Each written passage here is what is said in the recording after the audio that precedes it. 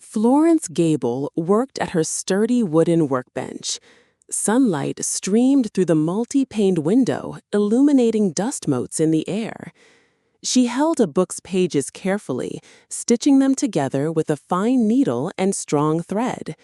Her bookbinding tools lay neatly beside her, ready for use.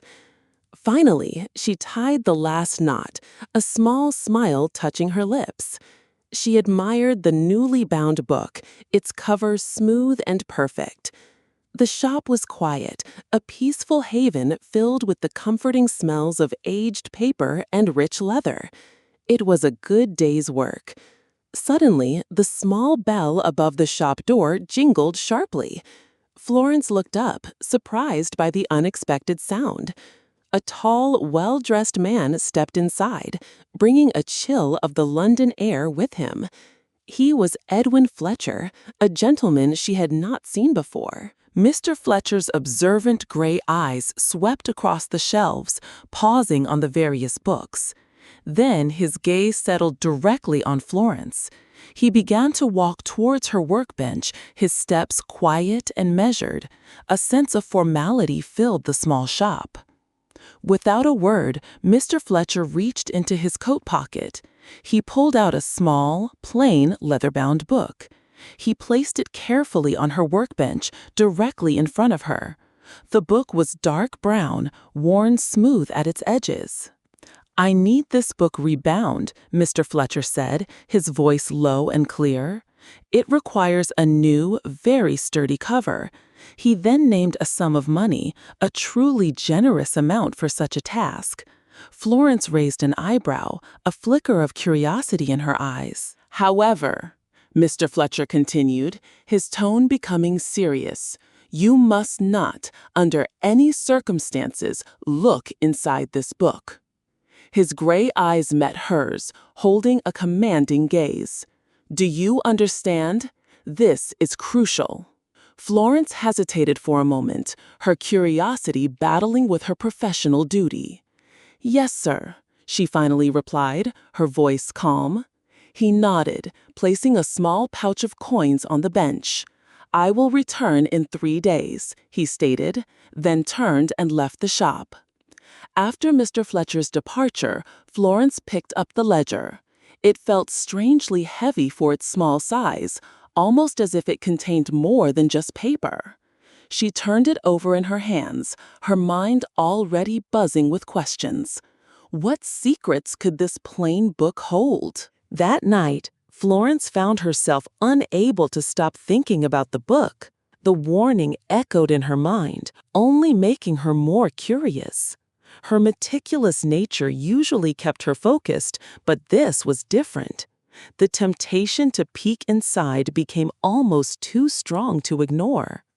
I carefully untied the ribbon and opened the ledger. My fingers traced the worn leather cover. I expected to see rows of numbers or perhaps a merchant's accounts. However, what I found inside shocked me completely. The pages held no words at all, which was truly unexpected. Instead of writing, the pages were filled with intricate, complex geometric patterns. Lines of what looked like musical notes flowed across the paper. I had never seen anything like it in all my years working with books. I felt both baffled by its meaning and deeply fascinated by its unique beauty. I leaned closer, studying each pattern and every note with intense concentration. My mind raced, trying to find some logic or hidden message within the strange contents. I was completely absorbed, forgetting the time and the world outside the shop. The ledger held a secret, and I felt a strong desire to uncover it. My knowledge of paper, gained from years in the shop, told me to check for watermarks. Carefully, I held a page of the ledger up to the warm candlelight on my workbench. As the light shone through, a faint, almost invisible mark began to appear. It was a discovery, and my heart beat a little faster. The watermark was a clear symbol, a key perfectly enclosed within a circle. It was very small, but distinct. A wave of excitement washed over me as I realized its importance. This symbol must be a clue, perhaps the key to understanding the ledger's mysterious contents. Driven by curiosity, I took out my own small notebook and a fresh quill. I began to carefully copy some of the geometric patterns and musical notes from the ledger. I hoped that by reproducing them, I might begin to understand their hidden meaning. It was a methodical approach, a way to analyze the mystery before me. The next day, while I worked on mending a customer's book, my mind kept drifting. I kept glancing at the mysterious ledger, which lay on a shelf near my bench. Its secret continued to occupy my thoughts, making it hard to focus fully on my tasks. I was truly preoccupied with the puzzle it presented. As I paused for a moment, I looked out the shop window towards the cobblestone street. My eyes caught sight of a man standing across the street, partially hidden by a lamppost. He wore a dark coat and was clearly watching my shop.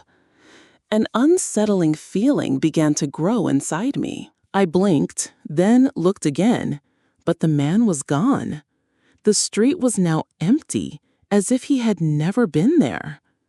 A sudden chill ran down my spine, despite the warmth of the shop.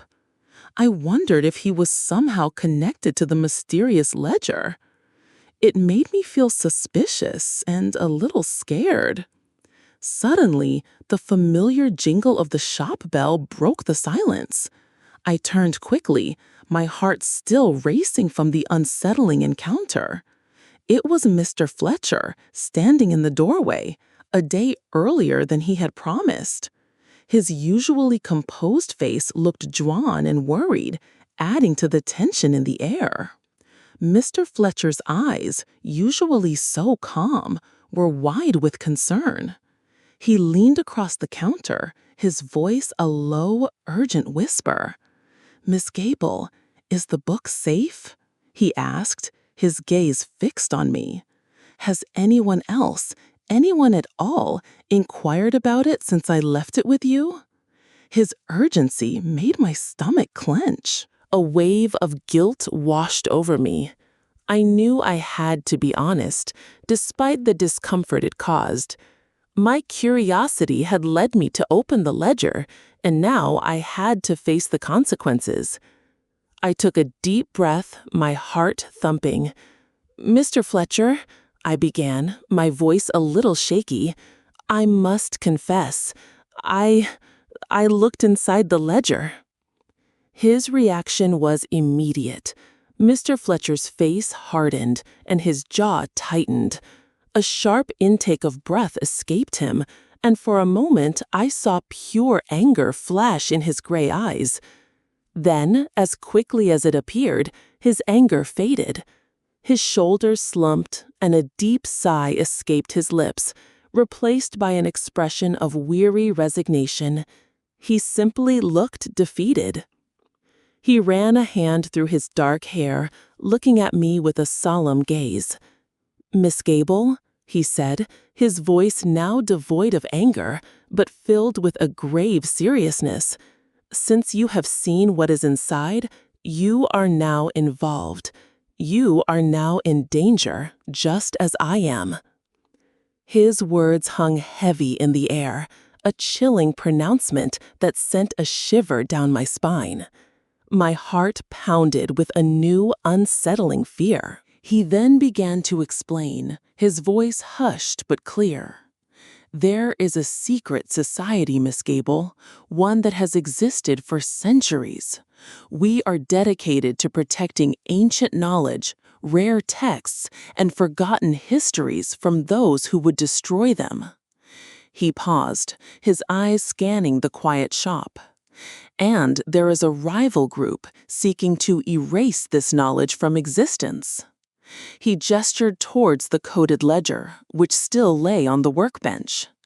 This book, he continued, his voice taking on a new urgency, is not merely a collection of patterns or notes. It is a map to a hidden library, a vast repository of priceless texts and ancient wisdom, concealed for generations. My eyes widened in astonishment. A hidden library? The thought was truly incredible. The rival group, he explained, his voice grim, wants to find this library, not to preserve it, but to destroy it. They believe this knowledge is too dangerous, too powerful, and they wish to erase it from history forever. A cold dread settled in my chest. The thought of such precious knowledge being lost, deliberately destroyed, was truly horrifying. The danger felt very real now. Suddenly, an idea sparked within me. "Wait," I said, rushing to my workbench. I retrieved my notes, the careful sketches I had made. "I found something," I told him, pointing to a faint detail. A watermark hidden within the paper itself. It was almost invisible. Mr. Fletcher leaned closer, his eyes widening slightly. A small, hopeful smile touched his lips. He seemed impressed by my discovery. That night, as darkness settled over London and the shop was quiet, a sudden, harsh scraping sound echoed from the back door. It was followed by a distinct thud, then another. Edwin and I froze, our conversation dying on our lips. Someone was trying to force the lock. My blood ran cold. The sound was unmistakable, and the terror that had been a distant possibility now gripped me completely. "Quickly," Edwin whispered, his voice urgent. He darted to a loose floorboard near the counter, prying it up with surprising strength. He shoved the coated ledger into the dark space beneath. Meanwhile, I rushed to the back door, straining to push a heavy wooden press against it, hoping to buy us precious moments. The sounds of splintering wood grew louder, closer. Panic surged through me. The shadowy figure, realizing they had been discovered, retreated quickly into the night. Edwin and I watched them disappear, a shared breath of relief escaping us. However, this brief relief quickly turned to a new urgency. Their attempt confirmed our fears. We knew our time was running out. We had to solve the ledger's mystery before they returned.